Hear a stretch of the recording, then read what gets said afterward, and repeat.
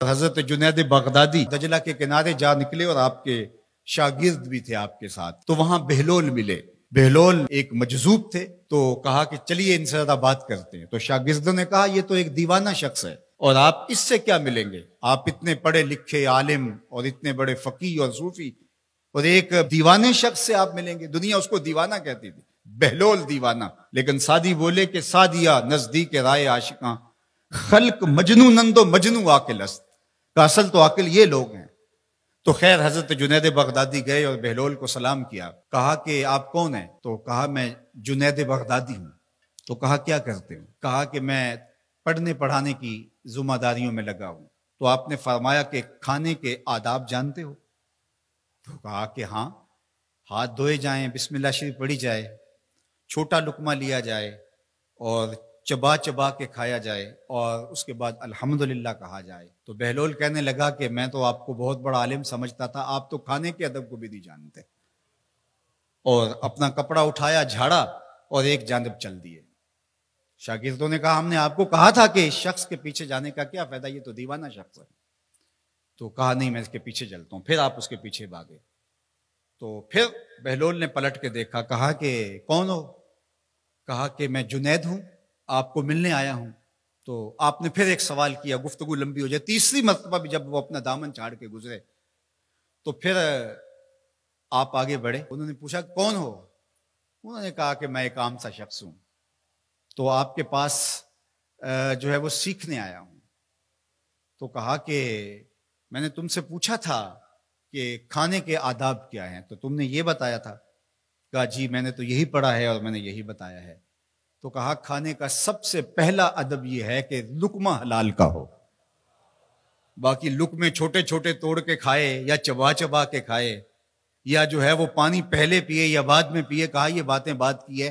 سب سے پہلا ادب کھانے کا یہ ہے کہ لقمہ طیب ہو، لقمہ طاہر ہو، لقمہ پاکیزہ ہو۔ اللہ اکبر۔ تو ہمارے رب نے ہمیں پاکیزہ رزق کھانے کی تلقین فرمائی ہے۔ تو اللہ کے محبوب علیہ السلام نے اس شخص کا ذکر کیا جو لمبا سفر کر کے آیا اور وہ کعبۃ اللہ کے سامنے کھڑا، وہ اللہ تعالیٰ جل شانہ کو پکارتا ہے اور کیا کہتا ہے؟ یا رب یا رب۔ اشعث اغبر، اس کے بال بکھرے ہوئے ہیں اور اس کا لباس پھٹا ہوا ہے، پراگندہ سی حالت ہے، اور اللہ کے گھر کے سامنے کھڑا ہے، لمبے لمبے ہاتھ کر کے دعا مانگ رہا ہے، یا رب اے میرے اللہ، اے میرے اللہ۔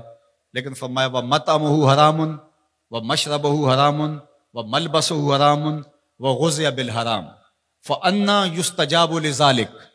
فرمایا کہ اس نے جو کھایا ہے وہ حرام کا ہے، اس نے جو پیا ہے وہ حرام کا ہے، اس نے جو لباس پہنا ہے وہ حرام کا ہے۔ فرمایا اس کو جو غذا دی گئی ہے وہ غذا حرام کے مال سے اسے حاصل ہوئی تھی۔ فرمایا فَأَنَّىٰ يُسْتَجَابُ لِذَٰلِكَ۔ فرمایا مجھے بتاؤ کہ اس کی دعائیں کیسے قبول ہوں گی۔ وہ کعبۃ اللہ کے پردے کو تھام کے کھڑا ہے، ملتزم سے لپٹ کے رو رہا ہے، وہ حتیم میں کھڑا ہے، وہ کعبہ کے اندر بھی چلا گیا، کعبہ کی چھت پہ سقف بیت اللہ پہ بھی کھڑا ہے، مطاف میں کھڑا ہے، وہ حجر اسود کے ساتھ لپٹ کے دعائیں مانگ رہا ہے، مقام ابراہیم کے پاس کھڑا ہو کے دعائیں مانگ رہا ہے۔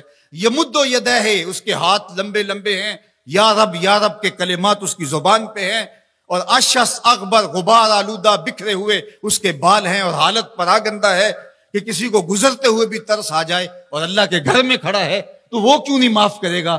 لیکن فرمایا مطعمہ حرام ومشربہ حرام وملبسہ حرام وغذی بالحرام، اس کا کھانا پینا لباس اور غذا حرام کی تھی۔ فأنا یستجاب لذالک، اس کی دعائیں کیسے قبول ہوں گی؟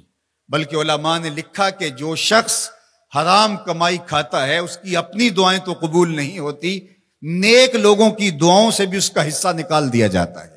جب اللہ کے بندے اولیاء کاملین دعائیں مانگتے ہیں اور وہ پوری امت کے لیے، پوری قوم کے لیے مانگ رہے ہوتے ہیں، لیکن اس شخص کا حصہ نکال دیا جاتا ہے جس کا رزق پاکیزہ نہیں ہے۔ اس لیے رزق کی پاکیزگی یہ بہت اہم ہے۔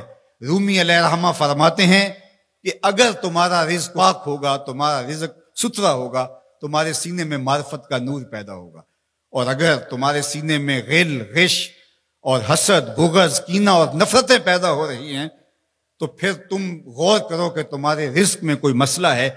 تم کھاتے ہو اس کے نتیجے کے اندر حسد پیدا ہو رہا ہے، بغض پیدا ہو رہا ہے، نفرت، سستی اور کاہلی اور عبادت سے دوری پیدا ہو رہی ہے۔ جو رزق حلال ہے وہ عبادت کے لیے تقویت پیدا کرتا ہے، وہ تمہیں سچائی کی زندگی گزارنے کی طرف راغب کرتا ہے۔ تو اہم ترین چیز جو ہے وہ رزق کی پاکی